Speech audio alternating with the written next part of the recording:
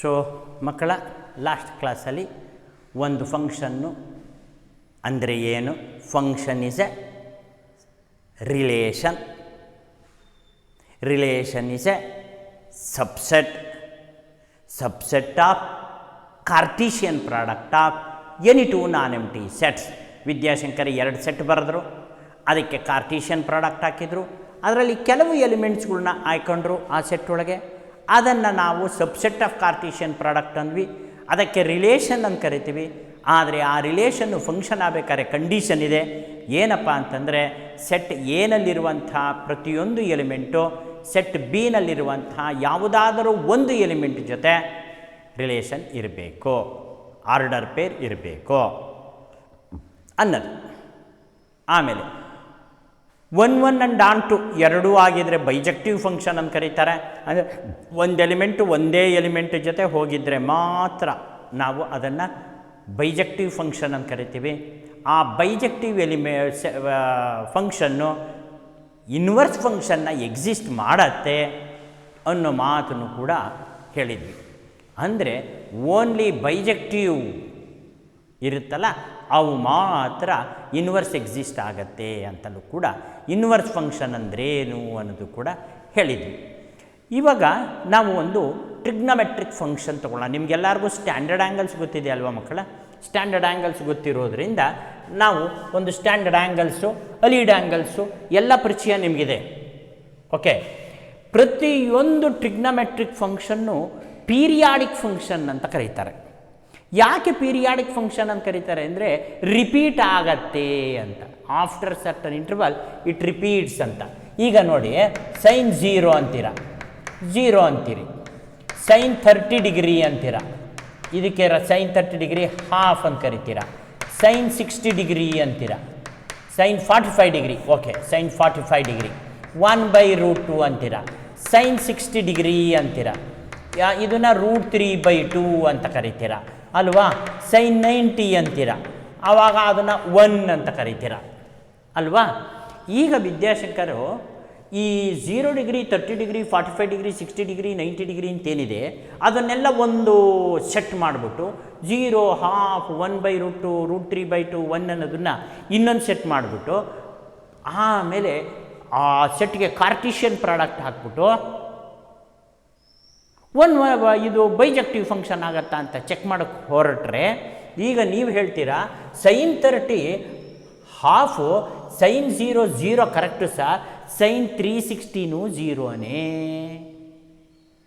ಅಲ್ಲಿಡ್ angle ಜ್ಞಾಪಿಸ್ಕೊಳ್ಳಿ. What is sine 360 degree? Sine 360 degree ಅಂದರೆ 360 + 0 ಅಂತ ಬರ್ಕೋಬೋದಲ್ಲ. First quadrant all are positive, no change, ಅಲ್ಲಿಗೆ ಸೈನ್ 0ನೇ, ಅಲ್ಲಿಗೆ ಸೈನ್ 360 0ನೇ. ಸೈನ್ 30 ಹಾಫ್ ಆದರೆ ಸೈನ್ 390 ಕೂಡ ಹಾಫೇನೇ. ಯಾಕೆ? 360 + 30. ಓ ಕರೆಕ್ಟ್. ಹಾಗಿದ್ಮೇಲೆ ರಿಪೀಟ್ ಆಗ್ತಾ ಇದೆ. ಇಲ್ಲಿ ಸೈನ್ 360 + 45, 360 + 45, ಅದಕ್ಕೆ 360ಗೆ 45 ಕೂಡಿದರೆ ಏನು ಬರುತ್ತೆ ನೋಡಿ. ಆಗ ಅದು ರಿಪೀಟೆಡ್ಡೇ. 5 0 4, this is also 1/√2, because sine 405ನ ಏನಂತ ಬರೀತೀರ? 360 + 45 ಅಂತ ಬರೀತೀರ.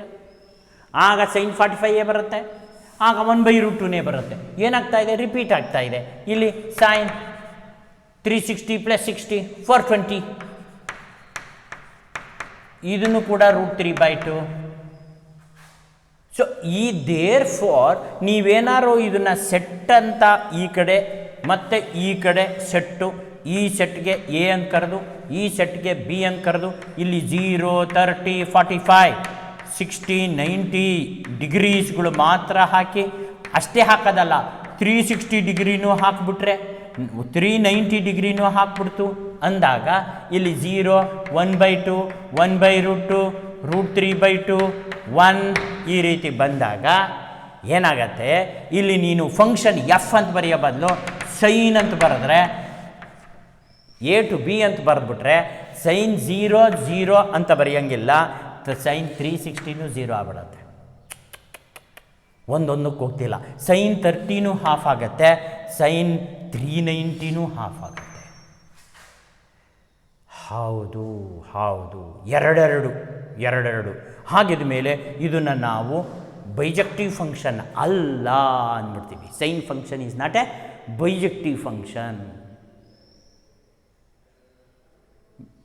ಸೊ ಇದು ಬೈಜೆಕ್ಟಿವ್ ಫಂಕ್ಷನ್ ಅಲ್ಲ, ಹಾಗಿದ ಮೇಲೆ ಇನ್ವರ್ಸ್ ಎಕ್ಸಿಸ್ಟ್ ಆಗಲ್ಲ. ಪ್ರತಿಯೊಂದು ಟ್ರಿಗ್ನೋಮೆಟ್ರಿಕ್ ಫಂಕ್ಷನ್ನು ಮಕ್ಕಳ ಬೈಜೆಕ್ಟಿವ್ ಫಂಕ್ಷನ್ ಅಲ್ಲ. If you take the domain from 0 to 2π ತನಕ ತಗೊಂಡ್ರೆ ಬೈಜೆಕ್ಟಿವ್ ಆಗಲ್ಲ, because they are all periodic functions. ಅದಕ್ಕೋಸ್ಕರ ಇನ್ವರ್ಸ್ ಎಕ್ಸಿಸ್ಟ್ ಆಗಬೇಕು ಅಂದರೆ ನಾವು ರಿಸ್ಟ್ರಿಕ್ಟ್ ಮಾಡ್ಕೊಳ್ತೀವಿ. ಎಲ್ಲಿಂದ ಎಲ್ಲಿಗೆ ರಿಸ್ಟ್ರಿಕ್ಟ್ ಮಾಡ್ಕೊಳ್ತೀವಿ? -π/2 to +π/2, -90 +90ಗೆ ರಿಸ್ಟ್ರಿಕ್ಟ್ ಕಂಡೀಷನ್ ಹಾಕೊಂಡ್ಬಿಡ್ತೀವಿ ಸೈನ್ ಫಂಕ್ಷನ್ಗೆ. ಅಷ್ಟರ ಒಳಗೆ ಅದು ಬೈಜೆಕ್ಟಿವ್ ಫಂಕ್ಷನ್ ಆಗುತ್ತೆ, ಆವಾಗ ಇನ್ವರ್ಸ್ ಎಕ್ಸಿಸ್ಟ್ ಆಗುತ್ತೆ. ಬಟ್ ಎಲ್ಲ ಕಂಡೀಷನಲ್ಲೂ ಸೈನ್ಗೆ ಇನ್ವರ್ಸ್ ಎಕ್ಸಿಸ್ಟ್ ಆಗೋದಿಲ್ಲ. ಇದು ಚೆನ್ನಾಗಿ ಜ್ಞಾಪಕದಲ್ಲಿ ಇಟ್ಕೊಳ್ಳಿ. All trigonometric functions are periodic functions, therefore they are not bijective ಅಲ್ಲ ಅಂತ ಇವಾಗ ತೋರಿಸಿದ್ನಲ್ಲ, ಬೈಜೆಕ್ಟಿವ್ ಅಲ್ಲ. ಸೊ therefore ಮಕ್ಕಳ ಇಲ್ಲಿ ಒಂದು ಸೆಂಟೆನ್ಸ್ ನೀವು ಬರ್ಕೋಬೇಕಾಗತ್ತೆ. ಏನು ಅಂತಂದರೆ, we know all trigonometric functions are periodic functions. ಎಲ್ಲ trigonometric functions periodic function repeat ಆಗಿ ಶುರುವಾಗ್ಬಿಡುತ್ತೆ. Therefore they are not bijective.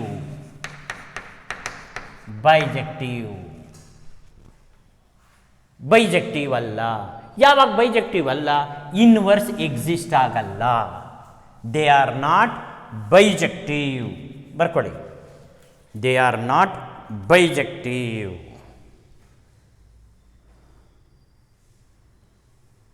Bijective ಅಂತ ಬರೆದ್ರೆ ಯಾವಾಗ ಬೈಜೆಕ್ಟಿವ್ ಅಲ್ಲ? ಕಂಡೀಷನ್ ಹಾಕಿದರೆ ಬೈಜೆಕ್ಟಿವ್ ಆಗುತ್ತೆ. Is not bijective in the interval. ಬರಿಬೇಕು, bijective in the interval 0 to 2π. 0 to 2π ಒಳಗಡೆ ಬೈಜೆಕ್ಟಿವ್. 2π ಹಾಕಿದ್ರೆ ಬರಲ್ಲ, 360 ಆಗ್ಬಿಡ್ತಲ್ಲ ಮಕ್ಕಳ. ಆಗ 360ಗೆ ರಿಪೀಟ್ ಆಗಿರೋದು ನೋಡ್ಬಿಟ್ವಲ್ಲ ನಾವು. So therefore inverse does not exist. Therefore inverse does not exist. Exist ಆಗಲ್ಲ. ಇನ್ವರ್ಸ್ ಎಕ್ಸಿಸ್ಟ್ ಆಗಬೇಕು ಅಂದರೆ ಏನು ಮಾಡಬೇಕು? ರಿಸ್ಟ್ರಿಕ್ಟ್ ಮಾಡ್ಕೊಂಬಿಡ್ಬೇಕು. We have to restrict the domain and range. Domain ರೇಂಜ್ನ ರಿಸ್ಟ್ರಿಕ್ಟ್ ಮಾಡ್ಕೋಬೇಕು, ಆಗ ಅದು ಇನ್ವರ್ಸ್ ಎಕ್ಸಿಸ್ಟ್ ಆಗತ್ತೆ. ಹಾಗಿದ ಮೇಲೆ ರಿಸ್ಟ್ರಿಕ್ಷನ್ ಯಾವುದಕ್ಕೆ ಮಾಡ್ಕೋಬೇಕು ಅಂದಾಗ, ಒಂದೊಂದು ಟ್ರಿಗ್ನೋಮೆಟ್ರಿಕ್ ಫಂಕ್ಷನ್ಗೆ ಒಂದೊಂದು ರಿಸ್ಟ್ರಿಕ್ಷನ್ ಇದೆ ಮಕ್ಕಳ. ಸೈನ್ ಫಂಕ್ಷನ್ಗೆ ಒಂದು ರಿಸ್ಟ್ರಿಕ್ಷನ್, ಕಾಸ್ ಫಂಕ್ಷನ್ಗೆ ಒಂದು restriction. So therefore we have to restrict the domain and range. Domain and ರೇಂಜ್ನ ರಿಸ್ಟ್ರಿಕ್ಟ್ ಮಾಡ್ಕೋಬೇಕು.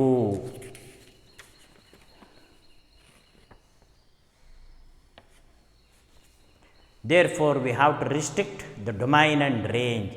ಆ ರಿಸ್ಟ್ರಿಕ್ಟ್ ಮಾಡ್ಕೊಂಡಾಗ ಏನಾಗುತ್ತೆ? then they become ಅಂದರೆ trigonometric functions. then trigonometric functions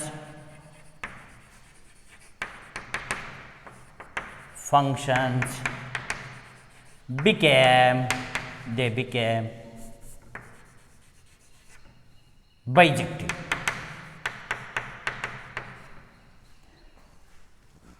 ಆಗ inverse exists. Then inverse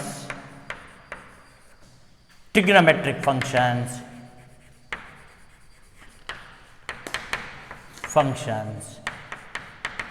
exist in that restriction ಇಷ್ಟು notes ತಗೊಂಡಾದ ಮೇಲೆ ಯಾವುದದು ರಿಸ್ಟ್ರಿಕ್ಷನ್ನು ಅಂತ ನೋಡೋಣ.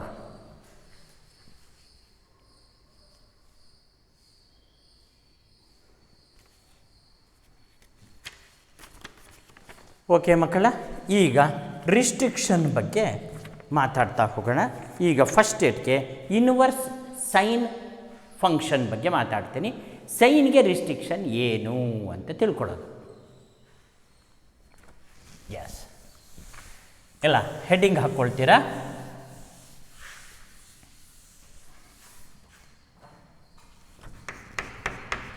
Inverse sine function.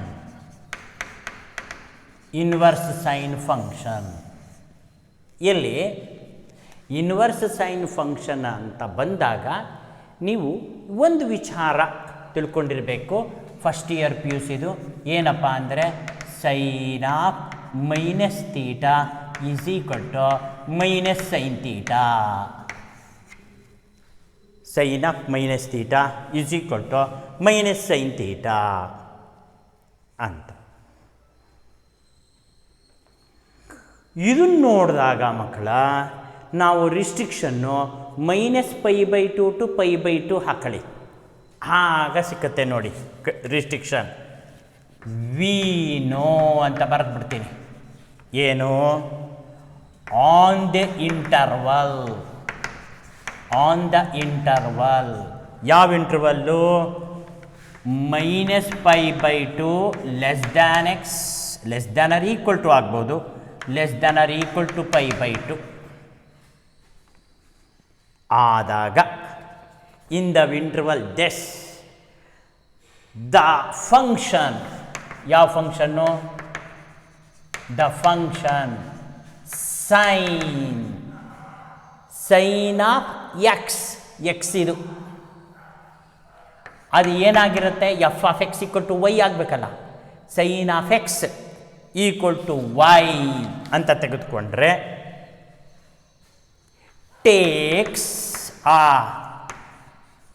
takes all values between ಯಾವ್ಯಾವುದು? -1 and 1 and therefore sin function is a bijective function.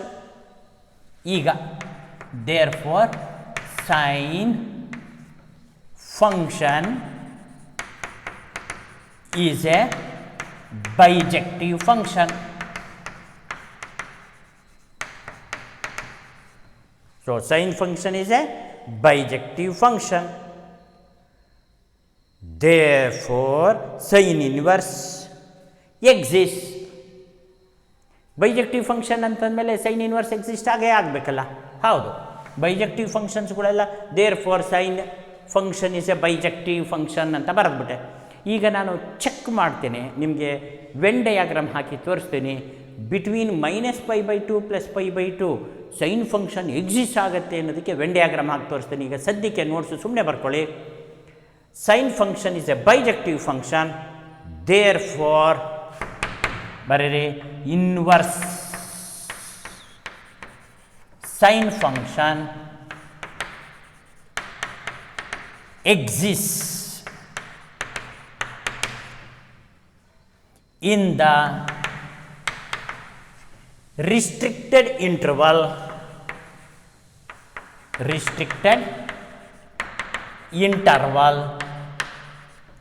ಯಾವುದದು restricted interval ಅಂದಾಗ sine ಇನ್ವರ್ಸ್ಗೆ ಸೈನ್ಗೆ ಎಕ್ಸ್, ಇಲ್ಲಿ sine inverse of a domain and range interchange ಆಗುತ್ತೆ ತಾನೆ ಇನ್ವರ್ಸ್ನಲ್ಲಿ. ಅದರದ್ದು ಡೊಮೈನೇ ಇದ್ರದ್ದು ರೇಂಜು, ಅದ್ರದ್ದು ಡೊಮೈನ್ ಎಕ್ಸ್ ಅಲ್ವಾ, ಇದ್ರದ್ದು ರೇಂಜು ಎಕ್ಸು, ಇದ್ರದ್ದು ರೇಂಜು ಎಕ್ಸು, ಅದ್ರದ್ದು ಡೊಮೈನು ರೇಂಜು ವೈ, ಇದ್ರದ್ದು ಡೊಮೈನು ವೈ. ಸೊ ಹಾಗಾಗಿ restricted interval of first domain ಬರೀತೀನಿ of domain minus 1 less than or equal to x less than or equal to 1 and range minus pi by 2 less than or equal to y less than or equal to pi by 2 inverse function. ಅಲ್ಲಿ function ಇದು inverse function. ಇಲ್ಲಿ sine inverse exist ಅಂತ ಕರಿತೇವೆ. It is denoted by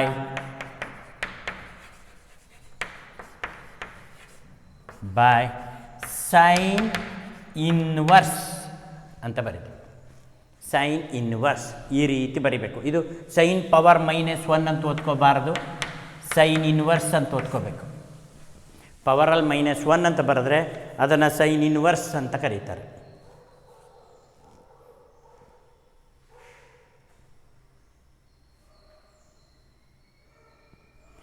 ಈಗ when ಡಯಾಗ್ರಾಮಲ್ಲಿ representation ಕೊಡ್ತೀನಿ ನಿಮಗೆ. ಅದು 1 ಆಂಟು ಆಗತ್ತಾ ಸೈನು, ಆಗ ಸೈನ್ ಇನ್ವರ್ಸು ಯಾವ ಥರ ಆಗತ್ತೆ ಅನ್ನೋದನ್ನು ವೆನ್ ಡಯಾಗ್ರಾಮಲ್ಲಿ ರೆಪ್ರೆಸೆಂಟೇಷನ್ ಮಾಡೋಣ.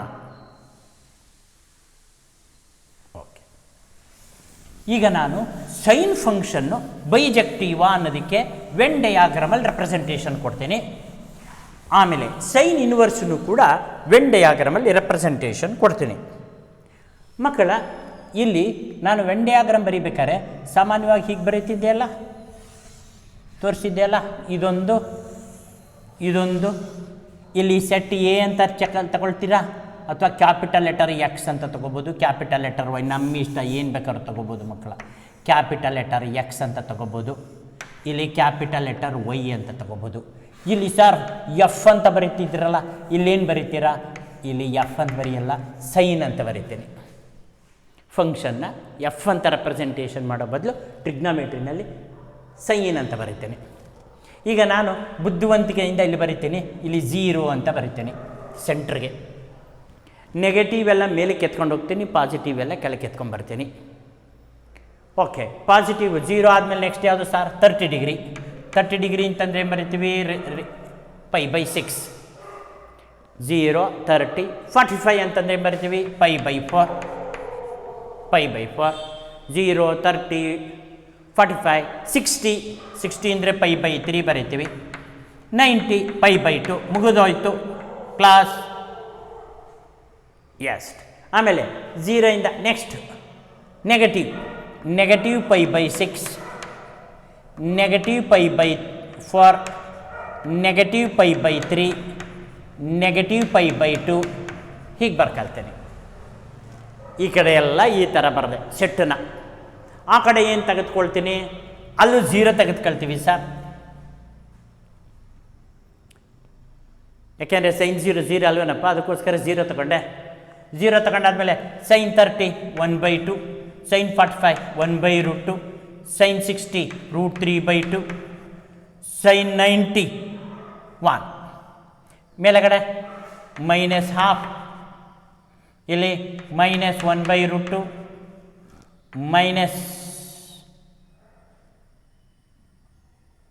ಹೇಳಿ π/60 √3/2, ಆಮೇಲೆ -1. ಎಸ್. ಈಗ ಇದು ಸರಿನಾ ಮ್ಯಾಪಿಂಗು ಅಂತ ಚೆಕ್ ಮಾಡಿ. ಸೈನ್ 0 ಒಪ್ಕೊಳ್ತೀರಾ? ಎಸ್. ಸೈನ್ 0 ಒಪ್ಕೊಳ್ತೀವಿ. ಸೈನ್ 30 ಹಾಫ್ ಒಪ್ಕೊಳ್ತೀವಿ, ಅದಕ್ಕೆ ಈ ಥರ ಬರೀತಿದ್ದೀವಿ. Sine 45 1/√2 correct. Sine 60 √3/2 correct. Sine 90 1 correct. ಓಹೋ. ಸೈನ್ -π/6, ಸೈನ್ -θ ಸೈನ್ θ ಅಂತ ಹೇಳಿದ್ದೀವಿ, ಅದಕ್ಕೋಸ್ಕರ ಸೈನ್, ಹಾಗಾಗಿ -12 correct. Sine 45, sine of -45, sine of -π/4 is -1/√2. This is this. Wow, ನೋಡಿದ್ರ ಮಕ್ಕಳ, ಒಂದೊಂದಕ್ಕೆ ಹೋಗಿದೆ. ಹಾಗಿದ ಮೇಲೆ sine function is bijective function. ಅದು ಬೈಜೆಕ್ಟಿವ್ ಫಂಕ್ಷನ್ ಆದಮೇಲೆ ಇನ್ವರ್ಸ್ ಎಕ್ಸಿಸ್ಟ್ ಆಗುತ್ತೆ. ಈಗ ವಿದ್ಯಾಶಂಕರ್ ಕನ್ಕ್ಲೂಷನ್ ಕೊಟ್ಬಿಡ್ತಾರೆ, ಇದು ಡೊಮೈನ್ ಅಲ್ವಾ? ಹೌದು ಸರ್. ಇದು ರೇಂಜ್ ಅಂತ ಕರೀತಾರಲ್ವಾ? ಹೌದು ಸರ್. ಹಾಗಿದ ಮೇಲೆ ಏನಾಗೋಯ್ತು? ಸೈನ್ ಎಕ್ಸ್, ಇದನ್ನು ಎಕ್ಸ್ ಅಂತ, ಇದು ಕ್ಯಾಪಿಟಲ್ ಎಕ್ಸ್ ಉಂಟ, ಅದಕ್ಕೋಸ್ಕರ sine x is equal to y ಅಂತ ಅದನ್ನು ತಗೊಳ್ತೀನಿ. Capital letter used for a set, small letter used for element. Set ಥಿಯರಿನಲ್ಲಿ ಗೊತ್ತಿರಬೇಕು. Sine x equal to y is bijective function. Bijective function, ಇದು ಬೈಜೆಕ್ಟಿವ್ ಫಂಕ್ಷನ್. ಹಾಗಾಗಿ ಯಾವ ಕಂಡೀಷನಲ್ಲಿ ರಿಸ್ಟ್ರಿಕ್ಷನ್ ಇದೆ? ಯಾವ ರಿಸ್ಟ್ರಿಕ್ಷನ್? ಆಗ ಡೊಮೈನ್ ಏನಾಗಿರಬೇಕು ಗೊತ್ತಾ ಮಕ್ಕಳ? ಡೊಮೈನು -π/2 <= x <= π/2 ಆಗಿರಬೇಕು. ರೇಂಜ್ ಏನಾಗಿರಬೇಕು? -1 <= y <= 1 ಆಗಿರಬೇಕು. ಇದನ್ನೇ ನಾವು ರೆಪ್ರೆಸೆಂಟ್ ಮಾಡ್ಬೇಕಾದ್ರೆ ಇಂಟರ್ವಲ್ನ ಹೀಗೆ ಬರಿತೀವಿ, ಇನ್ಕ್ಲೂಸಿವ್. ಇವೆರಡು ಸೇರ್ಕೊಂಡು ಅಂತ. ಇನ್ಕ್ಲೂಸಿವ್ ಅನ್ನೋಕ್ಕೆ ಬಿಗ್ ಬ್ರಾಕೆಟೇ ಹಾಕಬೇಕು. ಇನ್ಕ್ಲೂಸಿಂಗ್ ಇವೆರಡು ಸೇರಿಕೊಂಡು ಅಂತ. ಇದು ಅಷ್ಟೇ, -1 1 + 1 ಸೇರಿಕೊಂಡು ಇಲ್ಲಿಗೆ ಇದು ಬೈಜೆಕ್ಟಿವ್ ಫಂಕ್ಷನ್ ಅಂತ ತೀರ್ಮಾನ ಆಯಿತು. ಬರ್ಕೊಳ್ಳಿ.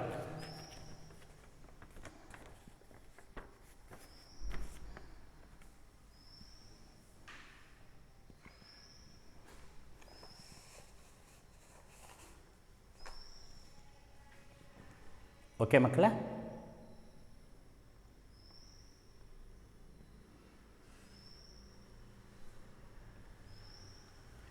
ಸೊ ಈಗ ನಾವೇನು ಮಾಡ್ತೀವಿ, ಇದನ್ನು ಎಕ್ಸ್ ಆಕ್ಸಿಸಲ್ಲಿ ತಗೊಂಡು ಇದನ್ನು ವೈ ಆಕ್ಸಿಸಲ್ಲಿ ತೆಗೆದುಕೊಂಡು ಒಂದು ಗ್ರಾಫ್ ಬರಿತೀವಿ. ಆಗ ಅದು ಸೈನ್ ಗ್ರಾಫ್ ಆಗತ್ತೆ. ಬರೆದು ನೋಡೋಣ. ಸೈನ್ ಗ್ರಾಫು, ಸೈನ್ ಬೈಜೆಕ್ಟಿವ್ ಅನ್ನೋದು ತೀರ್ಮಾನ ಮಾಡಿದ್ವಿ. ಸೈನ್ ಗ್ರಾಫ್ ಹಾಕೋದು ಕಲ್ತ್ಕೊಳ್ತೀವಿ. ಆಮೇಲೆ ಸೈನ್ ಇನ್ವರ್ಸಿಗೆ ಬರ್ತೀವಿ. ಓಕೆ, ಈಗ ನಾವೇನು ಮಾಡ್ತೀವಿ, ಒಂದು ಗ್ರಾಫ್ ಹಾಕ್ತೀನಿ. ಈ ಗ್ರಾಫ್ ಈ ರೀತಿ ಬರಿತೀವಿ. ರಫ್ ಗ್ರಾಫ್ ಅಂದರೆ ಗ್ರಾಫ್ ಬುಕ್ ತೊಗೊಳ್ಳೋದಲ್ಲ, ಹೈಸ್ಕೂಲಲ್ಲಿ ತಗೊಂಡಂಗೆ ಇದು 0 ಹೀಗೆ ಬರ್ಕೊಳ್ತೀವಿ. ಎಕ್ಸ್ ಆಕ್ಸಿಸಲ್ಲಿ ಏನು ಬರೀಬೇಕಪ್ಪ? ಎಕ್ಸ್ ಆಕ್ಸಿಸ್ ಮೇಲೆ ಒಂದೊಂದು ಬರೀತಾ ಕೂತ್ಕೋಬೇಡಿ ಮಕ್ಕಳ. 0 ಆದಮೇಲೆ ಆ ಕಡೆ π/6 π/4 π/3 π/2 ಬರೆದ್ರೆ ತಪ್ಪೇನಿಲ್ಲ. ಬರೀತಾ ಕೂತ್ಕೊಳ್ಳೋದು ಅವಶ್ಯಕತೆ ಇಲ್ಲ ಅಂತ ಅಷ್ಟೇ, ಇನ್ನೇನಿಲ್ಲ.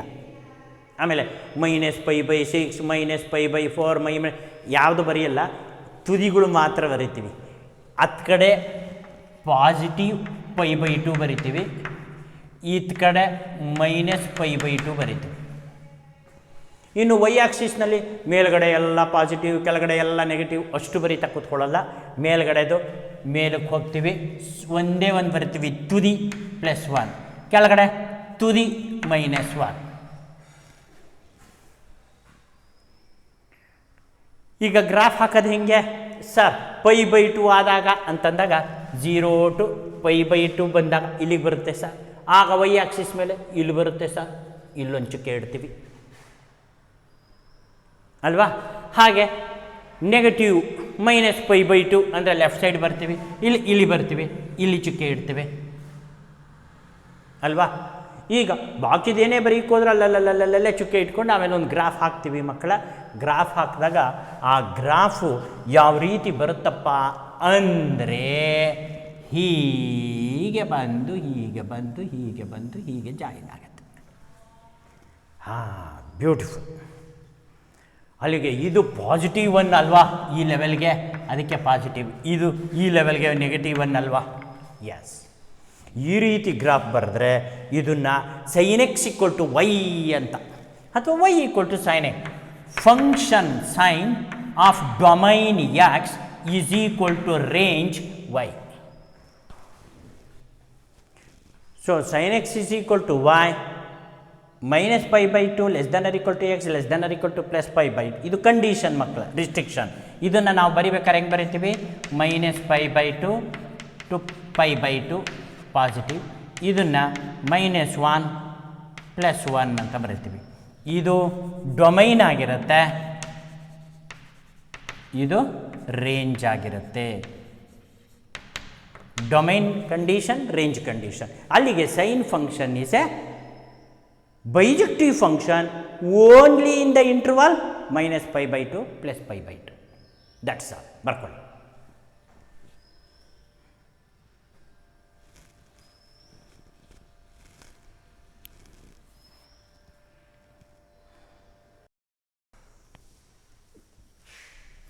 ಸೊ ಮಕ್ಕಳ, ಸೈನ್ ಫಂಕ್ಷನ್ನು ಬೈಜೆಕ್ಟಿವ್ ಫಂಕ್ಷನ್ ಆಗುತ್ತೆ ರಿಸ್ಟ್ರಿಕ್ಟೆಡ್ ಪೀರಿಯಡಲ್ಲಿ. ಅಂದರೆ -π/2 ಟು π/2ನಲ್ಲಿ ಬೈಜೆಕ್ಟಿವ್ ಫಂಕ್ಷನ್ ಆಗುತ್ತೆ ಅಂತ ಗಮನಿಸಿದ್ವಿ ಈಗ ತಾನೇ ಅಲ್ವಾ. ಹಾಗಿದ ಮೇಲೆ ಇನ್ವರ್ಸ್ ಸೈನ್ ಫಂಕ್ಷನ್ ಎಕ್ಸಿಸ್ಟ್ ಆಗಲೇಬೇಕಲ್ವಾ sir? Every bijective function there exist inverse function also ಅನ್ನೋದು. ಅಂದರೆ ಬೈಜೆಕ್ಟಿವ್ ಫಂಕ್ಷನ್ ಆಗಿದ್ದರೆ ಮಾತ್ರ ಇನ್ವರ್ಸ್ ಎಕ್ಸಿಸ್ಟ್ ಆಗುತ್ತೆ ಅಂಥೇಳಿ. ಅಂದರೆ ಏನಿಲ್ಲ, ಡೊಮೈನು ರೇಂಜು ಇಂಟರ್ಚೇಂಜ್ ಮಾಡ್ಕೊಂಬಿಟ್ರೆ ಅಲ್ಲಿಗೆ ಮುಗಿದೋಯ್ತು, ಇನ್ವರ್ಸ್ ಅಂತ ಕರಿತೀವಿ. ಈಗ ನಾನು ಜಸ್ಟ್ ಇಲ್ಲಿ ಒಂದು ಸೆಟ್ ಬರೀತೀನಿ ನೋಡಿ ಮಕ್ಕಳ. ಅಲ್ಲಿ ಎ ಬಿ ಅಂತ ತಗೊಂಡಿದ್ನಲ್ಲ, ಇಲ್ಲಿ ಬಿ ತಗೊಳ್ತೀನಿ, ಇಲ್ಲಿ ಎ ತೆಗೆದುಕೊಳ್ತೀನಿ.